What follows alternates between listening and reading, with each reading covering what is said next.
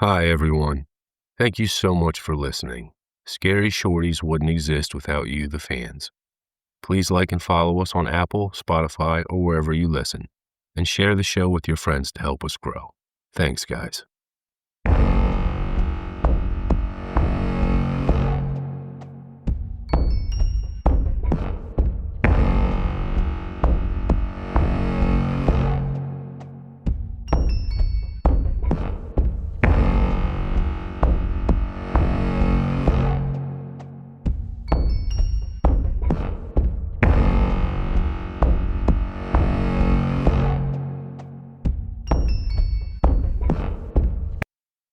The Ghost of Edward Jones, written by C.B. Ryan, read by Drew Grimm. The following report is from Special Agent Charles B. Reynolds. On October 31st, 1966, Edward Jones was sentenced to the electric chair at Raven Rock Prison for multiple murders. He had been involved with another man's wife, and when caught in the act, the husband attempted to use a shotgun from his closet. Edward, however, retrieved his 9mm and shot the man through the eye, killing him instantly. Edward and the widow planned to bury the body and flee to Canada. Before they could finish digging a shallow grave in the basement, however, the police arrived.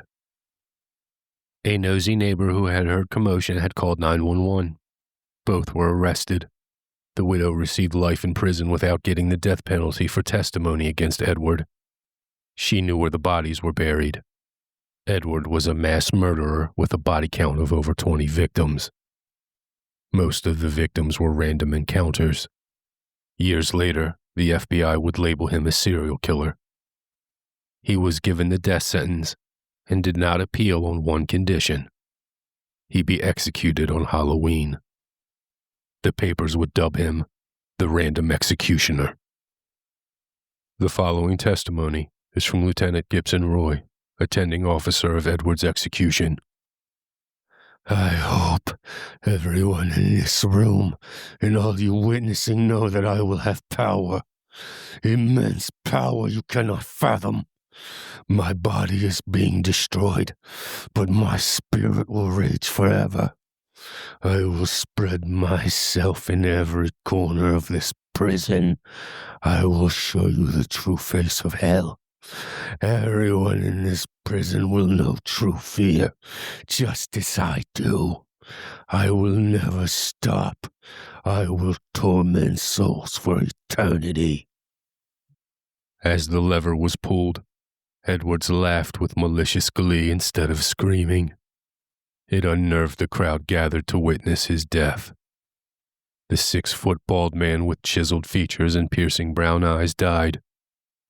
But the electric chair malfunctioned, sending sparks of electricity flying wildly. Lieutenant Roy would swear he could still hear Edward Jones laughing, hours after his death.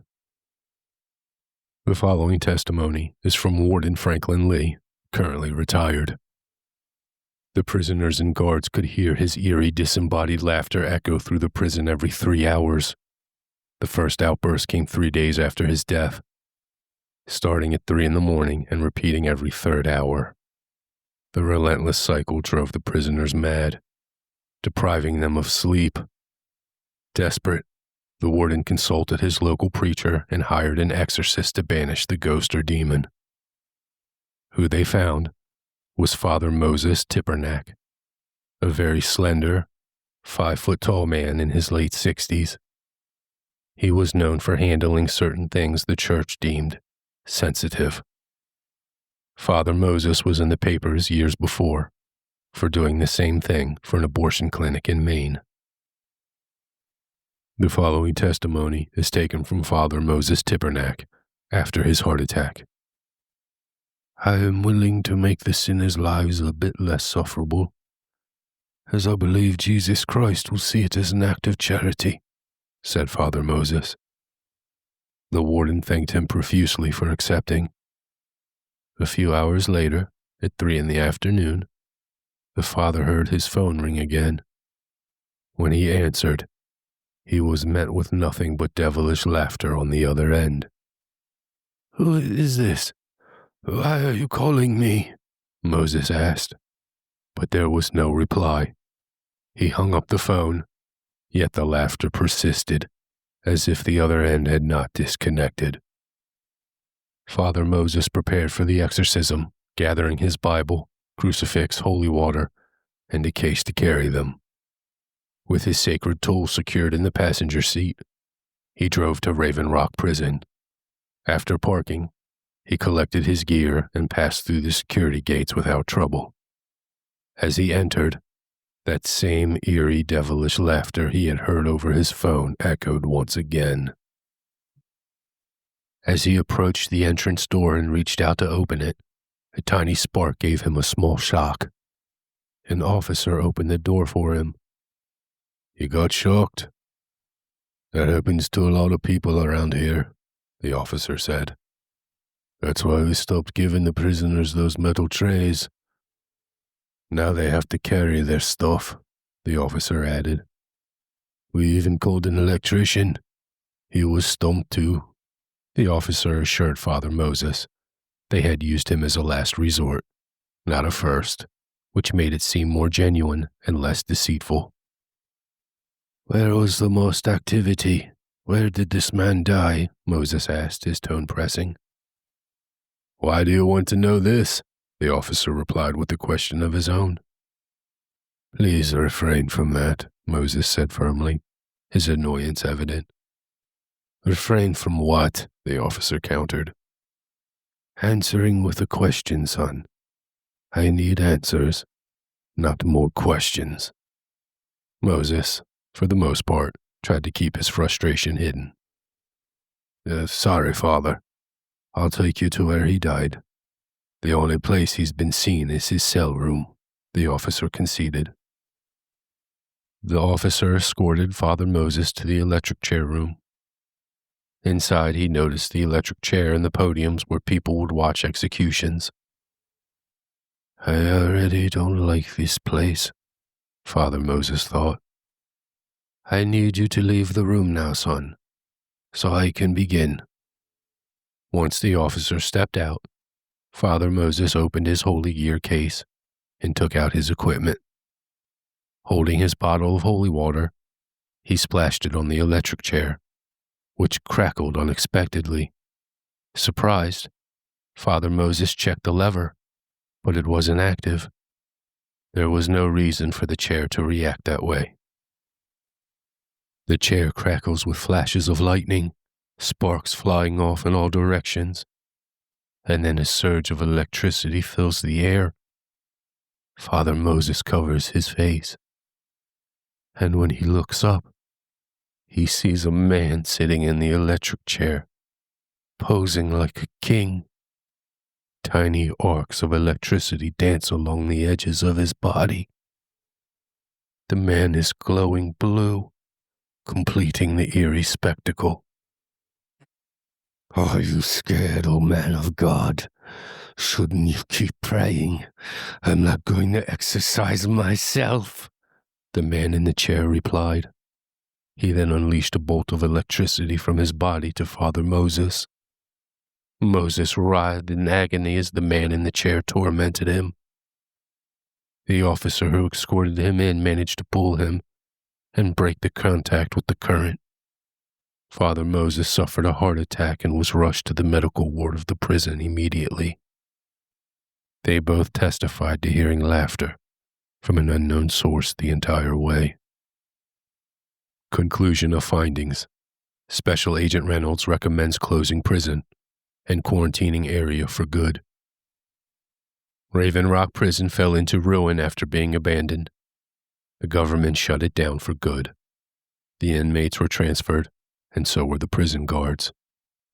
It's said that strange laughter can still be heard if one wanders too close to its rusted gates. It would be decades later in August of 2010 when a paranormal reality show named Scary Locations would choose Raven Rock Prison for their debut episode. The show's creator and lead investigator, Jeffrey Miller Jones, had a great hook for their pilot. His great-uncle was the random executioner, a serial killer who was executed in the very prison. Jeffrey and his crew members prepared for their journey and set off in their production van. Heading to Raven Rock Prison, they arrived shortly after midnight. As they approached the driveway leading to the prison, Jeffrey slowed down to 30 miles per hour. He was mindful of the wildlife. Along the way, they noticed the sign that read, "Beware of hitchhikers. They might be escapees." "Well, I've only seen signs like that in the movies," Jeffrey remarked. A man emerged from the darkness and into the headlights. He was wearing a prison guard uniform. He stood in front of the van. "Turn back and never come here again." "Hey, come on, man. We got permission to shoot here. We're with NBC Productions. Get out of the way or I'll run you over." The guard stepped aside, watching as Jeffrey drove past him. A bolt of lightning struck behind the van, causing Jeffrey to stop. When everyone got out to look, they didn't see the guard anymore.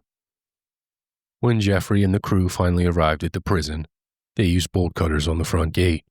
The small paranormal group gathered their gear and prepared to go in to begin setting up shots for the next day of filming. Jeffrey's intern, Megan, let out a cry after being shocked touching the guardrail. It caused her to drop some of the gear.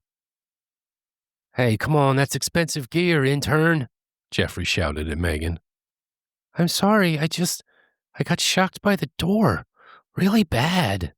Jeffrey walked over, touched the door, and got shocked too, though he wasn't even carrying anything metal. "Holy shit! Let's start recording, guys. Get out the equipment," Jeffrey demanded.